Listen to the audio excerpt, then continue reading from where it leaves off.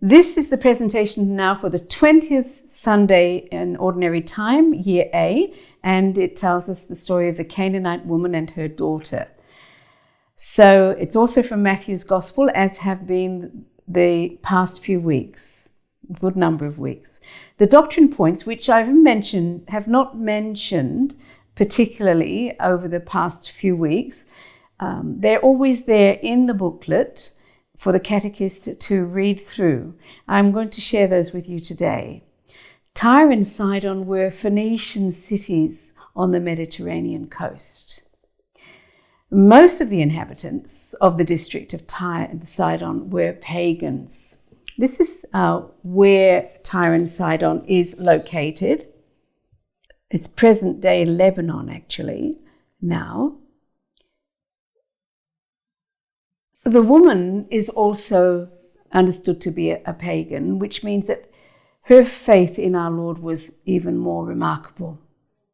The Canaanite woman's prayer is really quite perfect. She recognizes Jesus as the Messiah, the Son of David, and she expresses her need in a clear and simple way. She persists. She's not dismayed by the obstacles. She expresses her request in all humility, saying to our Lord, "Have mercy on me." It's reflecting how our prayer should be, having the same qualities of faith and trust and perseverance and humility. This dialogue between Jesus and the woman is especially beautiful. By appearing to be harsh, he so strengthens the woman's faith that she deserves exceptional praise. "Great is your faith," he tells her.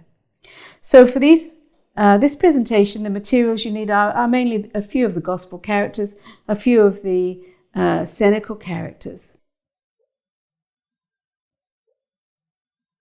You'd need to select a character that can represent the Canaanite woman, so one of the women, and one of the children. It's a girl, so the little girl from the gospel characters can take that role. And select the appropriate backdrop. In this case, I've chosen a street scene. And then you have some of the Cenacle characters there, some of the apostles. You have the magnet map, which I've already shown you, to tell the children where this took place. Some words to understand here are important. The word demon is in there, and it's an opportunity to explain to the children about the fallen angels and their guardian angels as well. So yes, Satan, the evil one, demon, those words come up in the gospel, and Jesus refers to those beings. And it's good and important that the children realize that is recognized as a reality within the Catholic Church, but at the same time that the demons have no great power over us. We also have our guardian angel, who's a good angel that is always there to at our side to protect us. One word that's really interesting too is the word woman, which is a word, when a person used that word, that particular word in the original language, it really denotes great respect for that person. And Jesus calls his own mother woman. What is it to you or to me? Say, for example, at the wedding at Cana. But it was a term of great respect and honor. And understanding those things helps the children to understand the gospel reading itself. Then Jesus' words that they will find there, they're quite strong. It depends on how you say those words. It can come over as kind of like a tongue-in-cheek almost response of our Lord, but he's giving the woman an opportunity to show her great faith, and he's being quite strong with her. But the way that she responds is also showing that there's an interaction going on here, and just the way that one reads these words to the children, and then to have a few words to perhaps explain how Jesus used these words. Here's the presentation. After the events that we've heard about over the last Sundays, the multiplication of the loaves and the fishes, and then Jesus walking on the water at Lake Galilee, Well, Jesus traveled to the area of Tyre and Sidon, close to the Mediterranean Sea. This is where you'd indicate this to the children. So you can actually point them out. I'm just holding them up here for the camera today. And you could show perhaps the distance it is from Galilee. And back at that time, it wasn't part of Galilee. It was outside of Galilee in the pagan district. But anyway, these are things you might share, one thing or another, with the children. But you're getting them to understand the distances here. And then you continue. Today's gospel tells of an extraordinary event that took place close to these locations of Tyre and Sidon. Let's light our candle.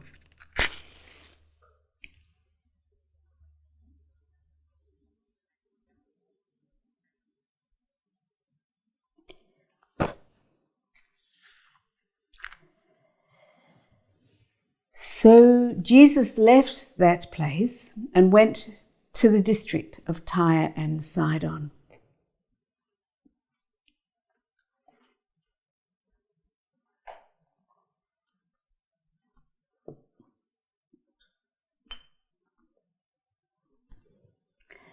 Then a Canaanite woman from that region came out and started shouting,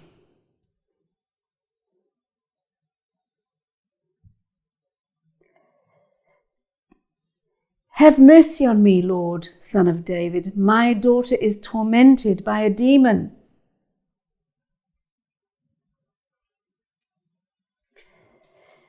But Jesus did not answer her at all.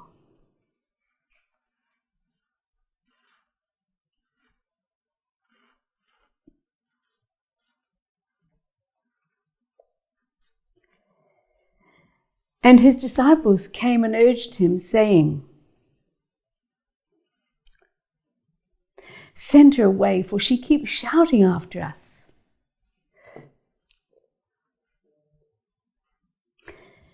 And he answered,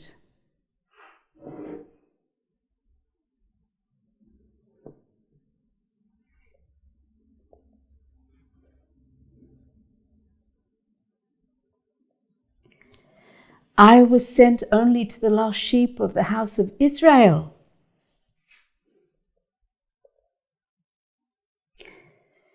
But she came and knelt before him.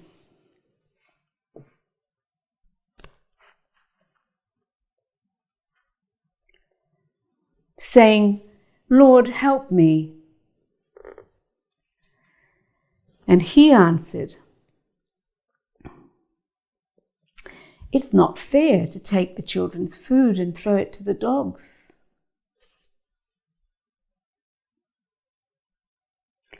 And she said,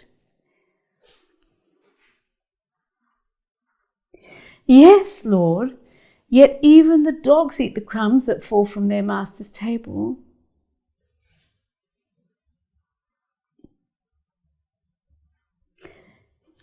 And then Jesus answered her, "Woman, great is your faith. Let it be done as you wish."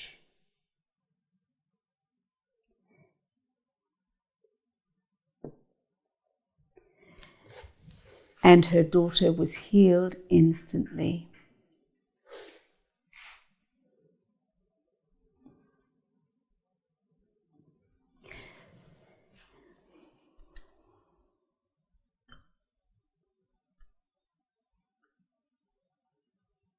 There are lots of things to think about here and some great I wonder questions.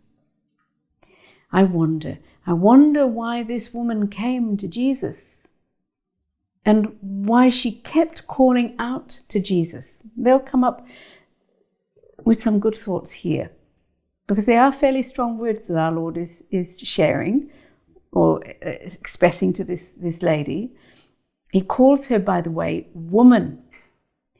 And the word woman, that term actually was a sign of great respect.